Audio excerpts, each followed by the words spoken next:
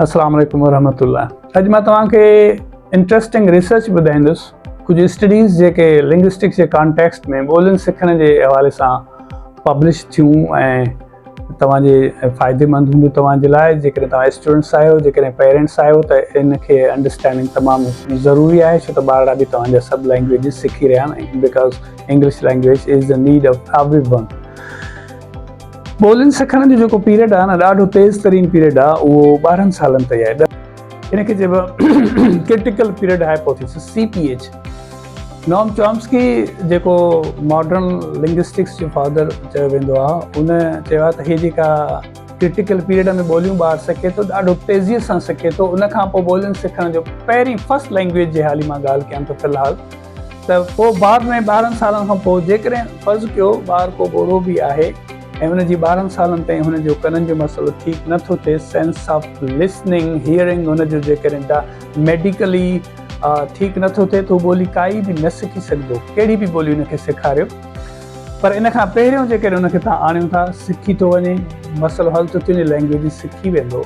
हिकिड़ो इन जे लाइ हिकिड़ो दलील हिकिड़ो आहे त हिकिड़ो ॿारु हुयो, जेनी छोकिरी हुई जेका दरियाफ़्त हुई, उनखे उन घर में माना कोई बि न ॻाल्हाईंदो हो, ग़ैर इंसानी सलूक कयो वेंदो हो, सिर्फ़ु मानी वग़ैरह या जेको खाधो पीतो पाणी वग़ैरह उनखे मिली वेंदो, ॻाल्हाइणो न हूंदो हो। पोइ हाणे जाइलाने कंहिं दौर में कंहिं अहिड़े इलाइक़े में हुई, बहरहाल उहा दरियाफ़्ती ॿारु ॿोली कोन पियो ॻाल्हाए सघे, उन ते वॾो कोशिशि कई वई, ॿोली सेखारण जी कोशिशि कई वई, ॿारु लैंग्वेज न सिखी सघियो। सिर्फ़ु उन ॿारु को मिल्क या फूड जे हवाले सां हिकु वर्ड्स खे ॻाल्हाए सघे पियो। हिकु ॿियो केस बि इहो हुयो, ॿारु 10 सालनि ताईं जे उमिरि में हुयो ऐं हू बि जानवरनि सां के रहिजी वियो, रिली मिली वियो, कीअं बि हुयो, ख़ुदा हुनखे पालियो, उहो ॿारु डिस्कवर थियो, उनते रिसर्च थी, लैंग्वेज सेखारण जी कोशिशि कई वई, ॿोली न सिखी सघियो। इन मां साबित थियो जेको लेड लैंग्वेज एक्विजिशन डिवाइस आहे, इन एज खां बाद में उहो इनएक्टिव थी थो वञे, ॿारु कोई बि ॿोली नथो सिखी सघे। इहा लेड हेल्पफुल थिए थी सेकेंड लैंग्वेज में बि। जेतिरो जल्दी ॿार खे सेकेंड लैंग्वेज यानी इंग्लिश या काई बि ॿोली सिखणी आहे, जेतिरो अर्ली एज में एक्सपोजर हूंदो, ओतिरो तेज़ीअ सां ॿारु सिखंदो। परवेज़ मुशर्रफ जे दौर में 2009 में जेका तालीमी पॉलिसी आई, पहिरियों 6 क्लास खां इंग्लिश स्टार्ट हुई, हुननि पहिरें क्लास खां स्टार्ट कई त जीअं ॿार खे लैंग्वेज एक्सपोजर अर्ली एज ते मिले ऐं उहो फास्ट लर्नर हूंदो आहे, लैंग्वेज लर्नर हूंदो आहे। इहा इनेटिज़म थ्योरी में ॾिनल आहे, LAD language acquisition device, innatism theory में नॉम चॉम्स्की ॾिनी आहे। ऐं उन ॿियो बि चयो आहे त लैंग्वेज लर्निंग जे हवाले सां there is somewhere in mind black box, हिकिड़ो सेपरेट लैंग्वेज लर्निंग जो हिकिड़ो पोर्शन आहे। इहा वॾी हिकिड़ो बहस आहे, इन ते मां फ़िलहालु कोन पियो वञा। लैंग्वेज लर्निंग अर्ली एज ते जेतिरो ॾिबी आहे, उहो तेज़ी सां ॿारु सिखंदो आहे। ॿी रिसर्च थी अमेरिका में, जेके फैमिलीज़ ॿाहिरां आयल हुयूं, उन्हनि जे ॿारनि ते, उन्हनि जे पेरेंट्स ते, त हिकिड़े पर्टिकुलर पीरियड में त ॿारनि जी लैंग्वेज प्रोफिशिएंसी तेज़ीअ सां डेवलप थी या पेरेंट्स जी।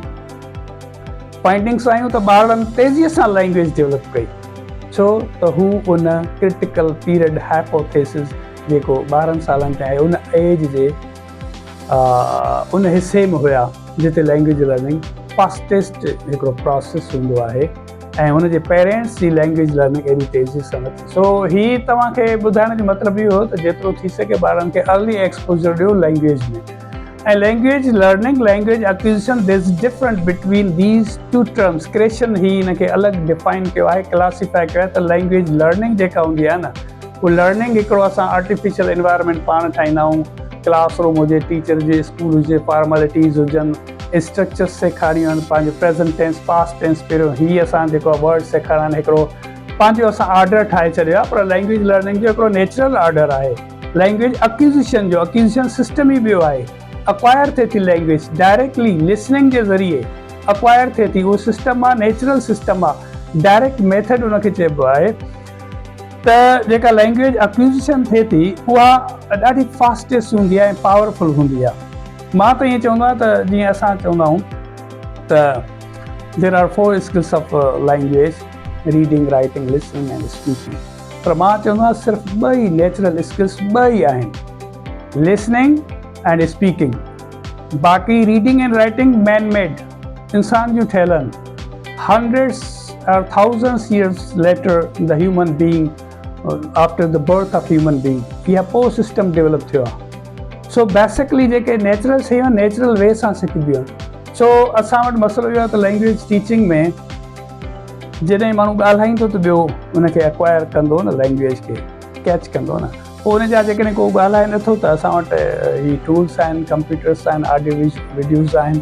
ठीकु आहे, उनजे ज़रिए ॿारनि खे सेखारे वञे. वरना त असां वटि जेके माण्हू साल लॻाइनि था लैंग्वेज पढ़ण में, इवन टीचिंग में बि, लैंग्वेज टीचिंग में बि एक्सपर्ट्स ग्रामर में थी था वञनि, पर उन्हनि जे लाइ बि इश्यूज़ हूंदा आहिनि स्पीकिंग करण में, छो त उन्हनि खे माहौल न मिलियो हूंदो आहे. इहा रिसर्च बि मुंहिंजी आहे. वरी हिकिड़ी बात बि मां तव्हांखे ॿुधाईंदुसि त माहौल जो केॾो रोल आहे, ऐं मां उहा रिसर्च पंहिंजे कंडक्ट कई डिस्ट्रिक्ट शिकारपुर जे कॉन्टेक्स्ट में. ॿिए दफ़े ॿुधाईंदुसि, माण्हुनि खे टाइम न आहे, बोर था थी वञनि, शार्ट ॿुधनि था. ऐं रिसर्चर्स जो इहो हाल थी आहे त असां चवंदा आहियूं त भई मुंहिंजी रिसर्च तूं पढ़ त मां तुंहिंजी पढ़ां. शाइरनि वांगुरु हूंदो आहे, तूं मुंहिंजी शाइरी ॿुध त मां तुंहिंजी शाइरी ॿुधां. मां जेका रिसर्च कई उहा शायदि अञा ताईं उते ई पई हूंदी. वधि में वधि रिसर्चर्स खणी करे उनखे ॾिसंदा साइटेशन जे हवाले सां. बाक़ी असांजे कॉन्टेक्स्ट में रिसर्च खे कोई न स्टूडेंट्स थो पढ़े, न कोई टीचर्स था पढ़नि.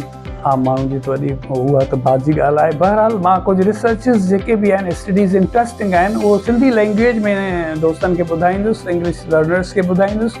उन मां हिकिड़ी अंडरस्टैंडिंग डेवलप थींदी and they will be addressed the issues accordingly. Thank U very